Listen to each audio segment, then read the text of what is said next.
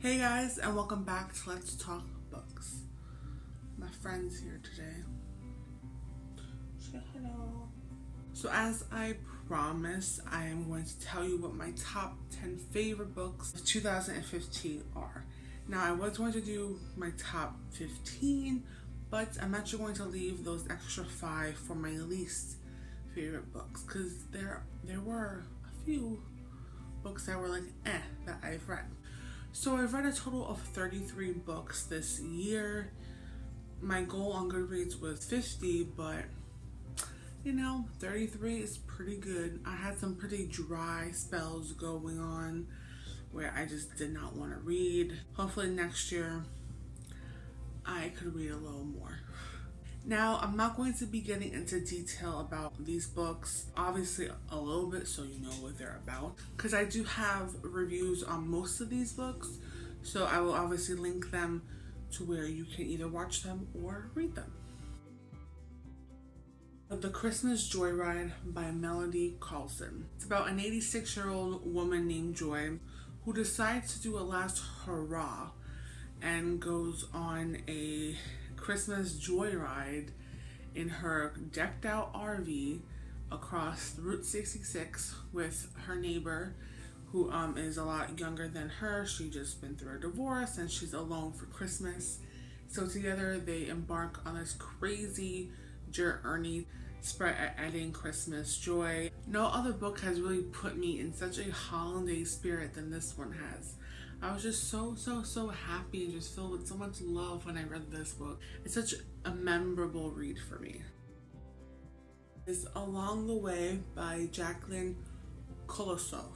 This was actually my first blog tour that I did this year. I was kind of hesitant about this book because it was something that there wasn't many reviews on it. It was super new author. Everything was very new to me. So it's kind of like, I don't know if it will be any good, but I read it and I definitely fell in love with the characters and the story behind it. 3 friends, 33 days, and 500 miles walking in the Camino de Santiago add up to one journey they'll never forget. It was honestly quite inspiring at the same time because you have these 3 young girls who are walking 500 miles, which is just crazy to even think about, but it's something that they wanted to do for such a long time, and they put their heart and soul and pain and everything. It's definitely a book that will inspire a lot of people to do something crazy, do something that you've wanted to do for such a long time, and the author actually did this before. So it's a very accurate book. It was also quite educational at the same time. So there's so many great things that came with reading this book, so I couldn't recommend it enough. So I'm also going to be adding series into this list as well.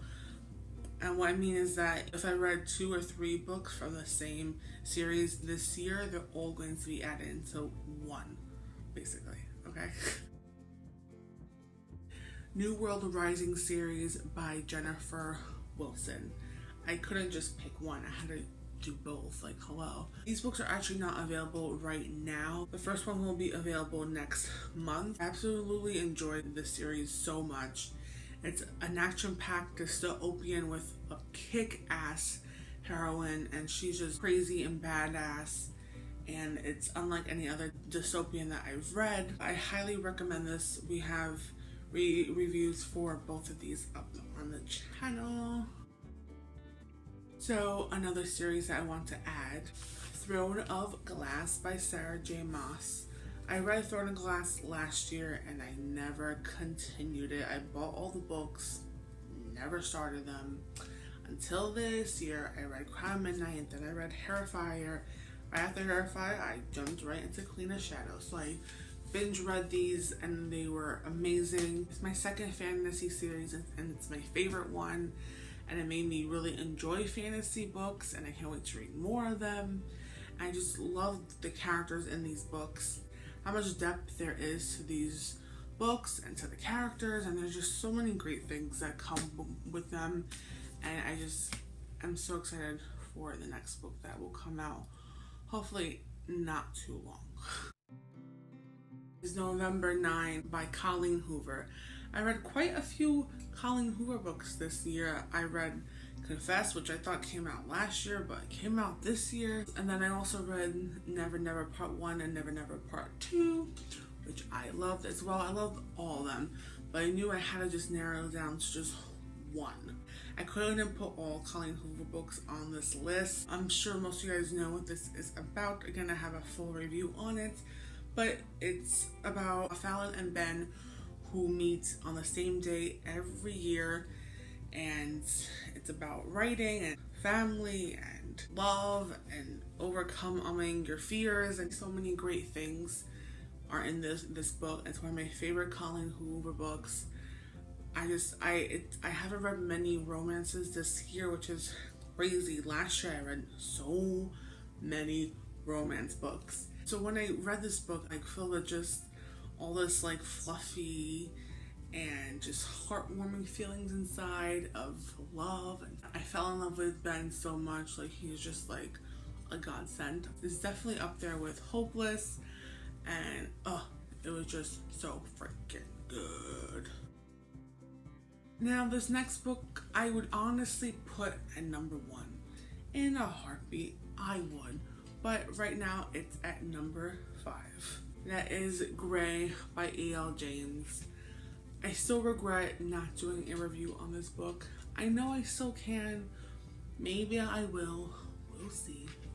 But Grey, when I found out that this was going to be a real thing, like I wanted to get on the next plane to the UK and just hug E.L. James and squeeze her and just thank her a million times for actually doing this for us. She's one of the most sincere authors out there, and she's just so kind to her fans, and I just love her to death. And when I read Grey, it was just everything and more that I wanted from Christian's point of view from the first book.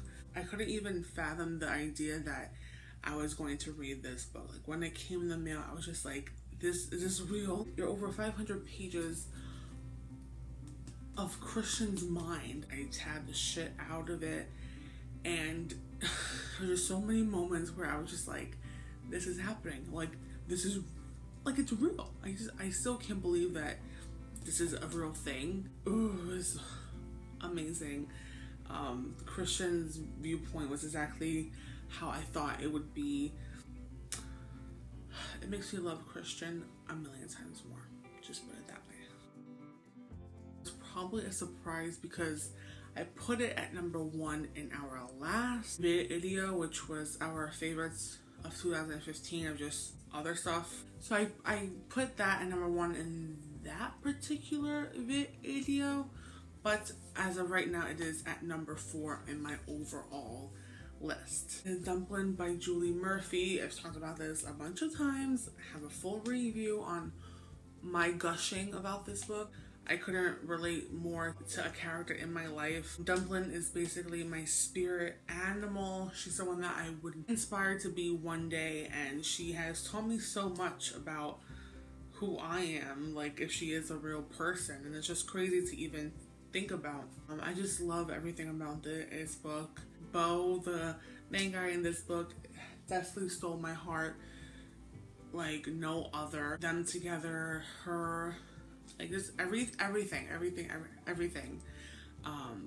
I just love so much, and it was just such a hype book for me, and I'm just so glad that it meted all the expectations that I wanted from it.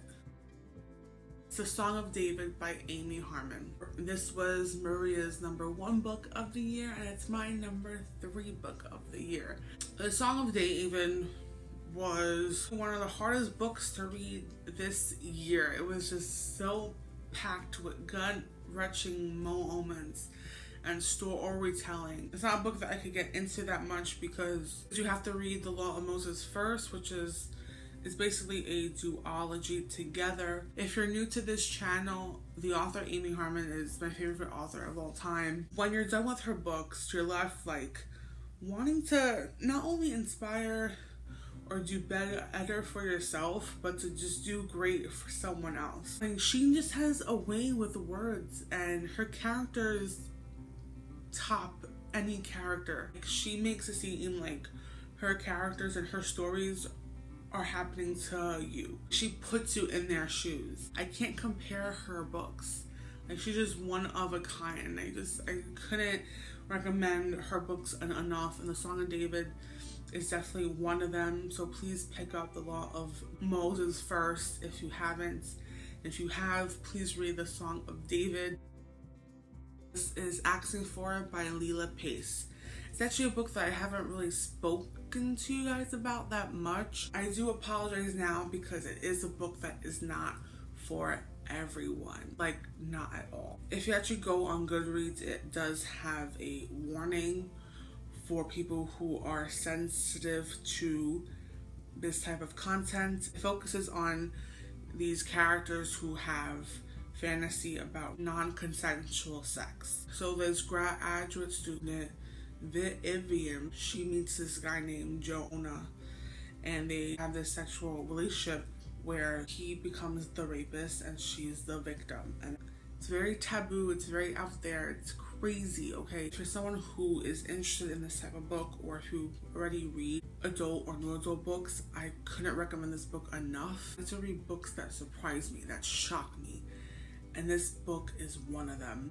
So if you've read 50 Shades of Grey or other erotica books, like, this is the worst that I've read as far as the content, as far as how detailed the descriptions are.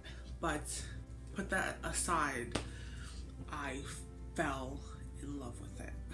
The characters are just so intriguing when you find out more about them and how they both kind of want to take the relationship to a more emotional level. It's so hard for both of them.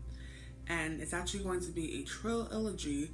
The second book already came out, but I know I have to read the second book because I heard it's phenomenal, so I have to. So yeah, I honestly love this book. I've also learned a lot. I've researched so much about what these people have, and it's so common, especially for rape victims, to want these type of sexual fantasies. And I've never heard of this.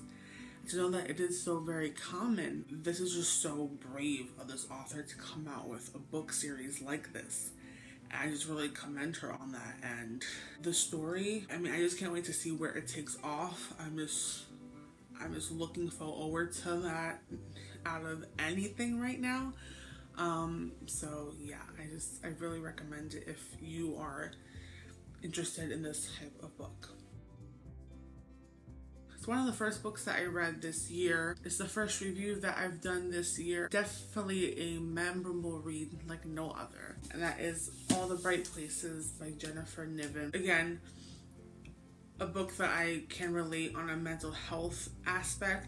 I remember reading a review and I got so pissed off. It was actually from another booktuber. I think she said that it glamorized mental health, or it didn't showcase mental health in a right way. And I think that you can't say that when it comes to a book with mental health, because people have different mental health issues. People deal with their mental health in a different way. It's such a hard topic to touch on. I think that her opinion on it is obviously so different from me.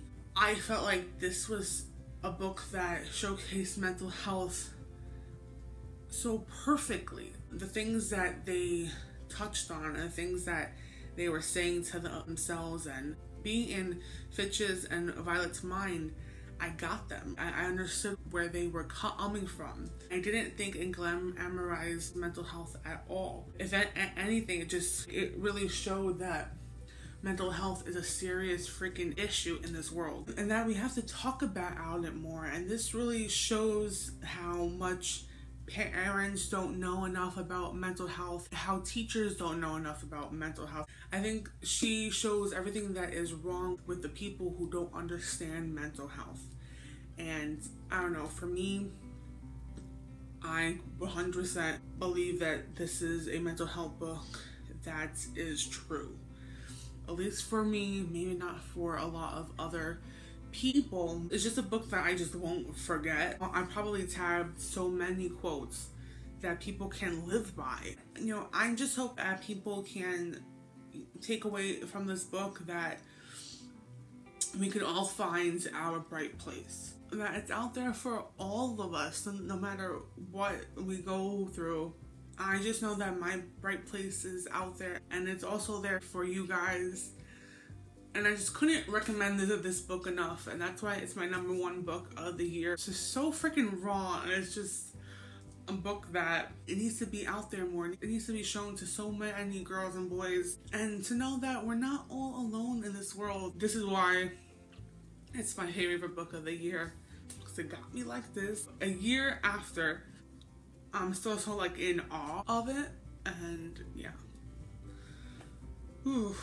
So these are my top 10 books of 2015. I can't wait for all my new reads for 2016. There's so many on my shelf that I have to get to, that I've been wanting to get to. So thank you so much for watching, and I'll see you next time. Bye.